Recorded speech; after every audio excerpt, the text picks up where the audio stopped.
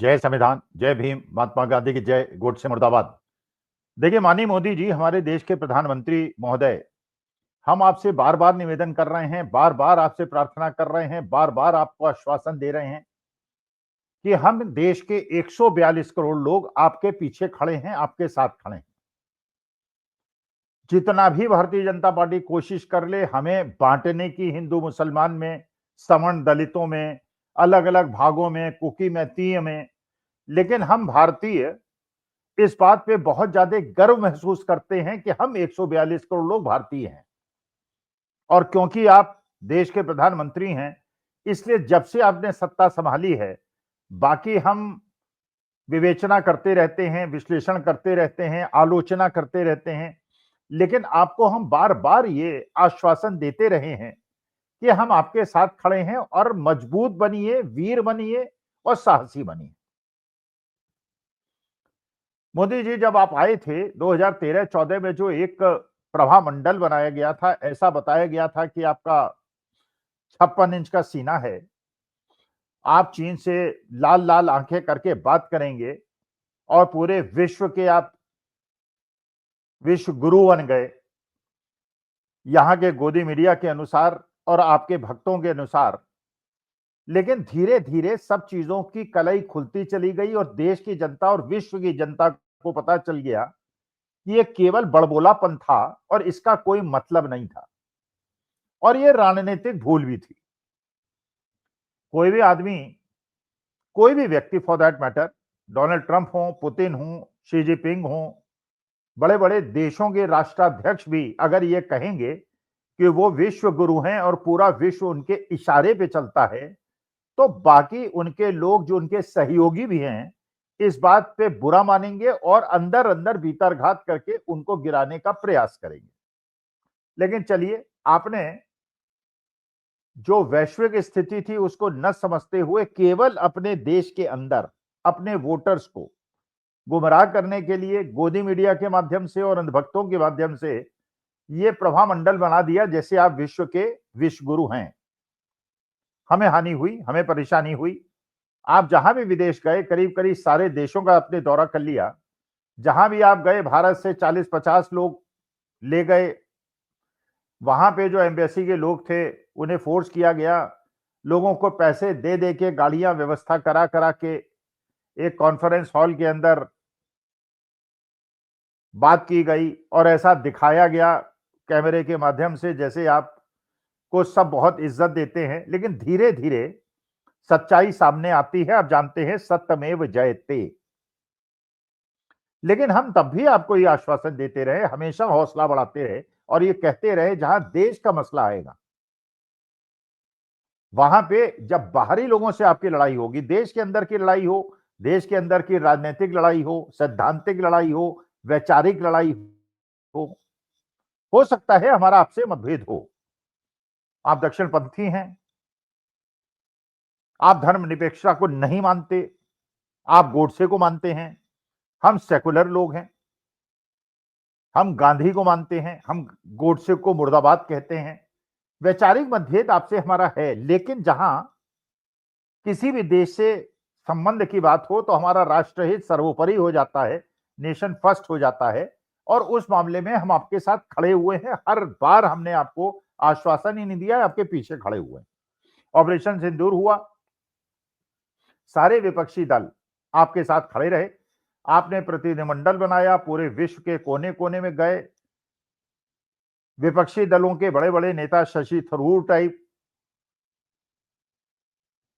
सुप्रिया सुले और आपके खासम खास ओवैसी साहब, ये सब विदेश गए। ठीक है, बहुत अच्छी बात है। प्रियंका चतुर्वेदी गई, बहुत सारे लोग गए और सबने भरसक प्रयास किया कि राष्ट्रहित के साथ समझौता न हो। ऐसे मौके पर राष्ट्र एकजुट खड़ा रहे, सब आपके साथ खड़े रहे। लेकिन आपने जब मतलब निकला, विपक्षी दलों को साथ ले लिया, एक पॉलिटिकल मैसेज दे दिया और उसके बाद आपने फिर अपने ही देश के अंदर विपक्षियों को और अपने वोट को पक्का करने के लिए आपने देश को तोड़ने में और बांटने में कोई कसर नहीं छोड़ी। लेकिन तब भी हम आपके साथ देश के मामले में, विश्व के मामले में जब कंपैरिजन होता है तो आपके साथ खड़े हुए हैं। लेकिन मैं करीब करीब आप ही के उम्र का व्यक्ति हूं, 1.5 साल आपसे उम्र कम है, लेकिन मैं आपसे एक निवेदन करना चाहता हूं। देखिए, अमेरिका बहुत बड़ा चक्रव्यूह बना रहा है आपके चारों तरफ। उसने शतरंज का ऐसी बिसात बिछा रखी है कि शहमात की खेल खेल रहा है। जैसे आपको याद होगा, मुगले आजम में ये अकबर कहता है अनारकली से कि सलीम तुम्हें मरने नहीं देगा और मैं तुम्हें जीने नहीं दूंगा। उसी प्रकार की स्थिति डोनाल्ड ट्रंप ने आपकी बना दी है। आप महसूस कर रहे हैं, लेकिन आप असहाय हैं, क्योंकि आपने पूरी तरह से किस कारण से, I don't know, Rahul Gandhi also doesn't know, किस कारण से आप अमेरिका के बोझ के नीचे दबे जा रहे हैं और जो वो कह रहा है आप कर रहे हैं, जबकि पूरा देश आपके साथ खड़ा है और पूरे देश की स्ट्रेंथ आपके साथ खड़ी है। और हमारे देश में इतनी ताकत है, 142 करोड़ के देश में इतनी ताकत है कि हमें न तो अमेरिका झुका सकता है, न रूस झुका सकता है, न चीन झुका सकता है। और रूस ने हमेशा आपका साथ भी दिया। सबने भारत का साथ छोड़ दिया, लेकिन रूस ने कभी साथ नहीं छोड़ा। लेकिन अज्ञात कारणों से, क्या कारण है ये आप ही जानते होंगे, हम लोग तो केवल गैस कर सकते हैं।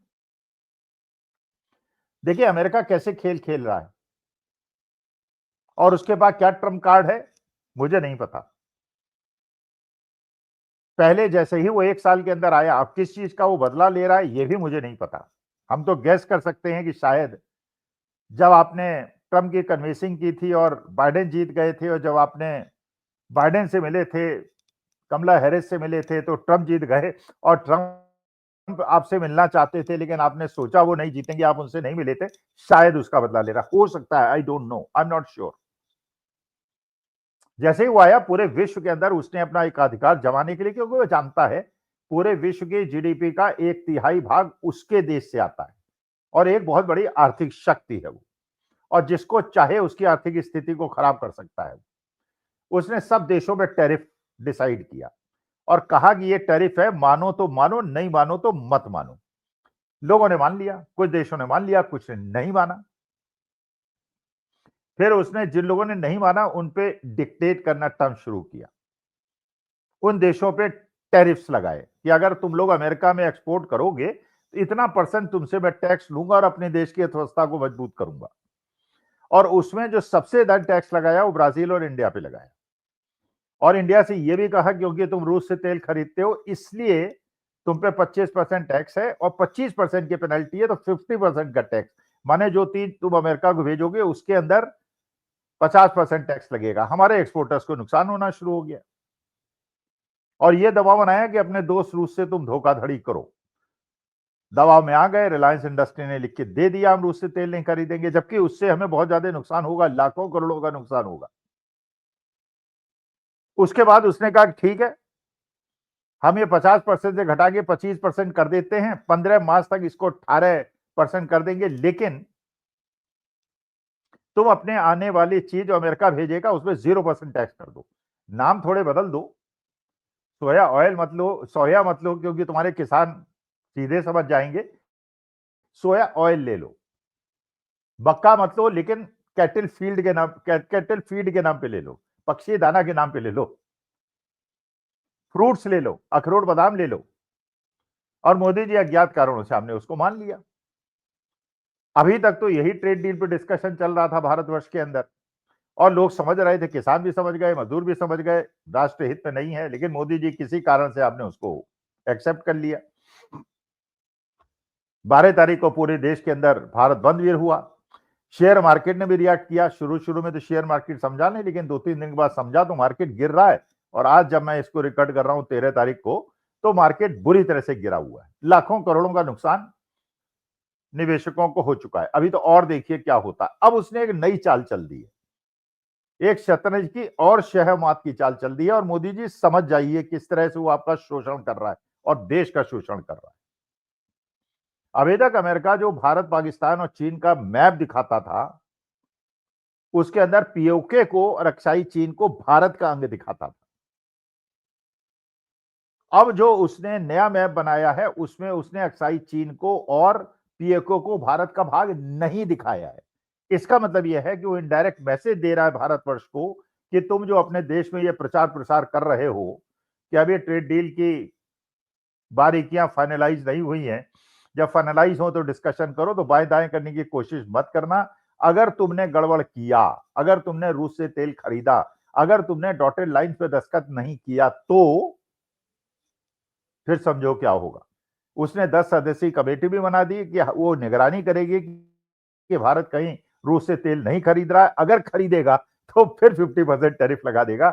उसने चारों तरफ से मोदी जी आपको घेर रखा है। हम आपको फिर आश्वासन देते हैं, पंडित जवाहरलाल नेहरू बनिए, इंदिरा गांधी बनिए, मनमोहन सिंह बनिए, मत डरिए, मत दबिए।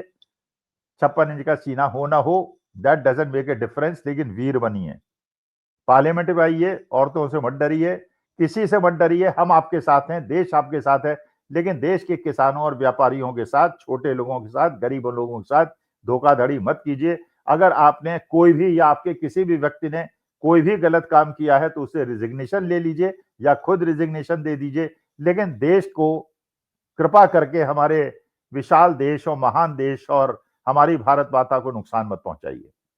नमस्कार, धन्यवाद और प्रणाम।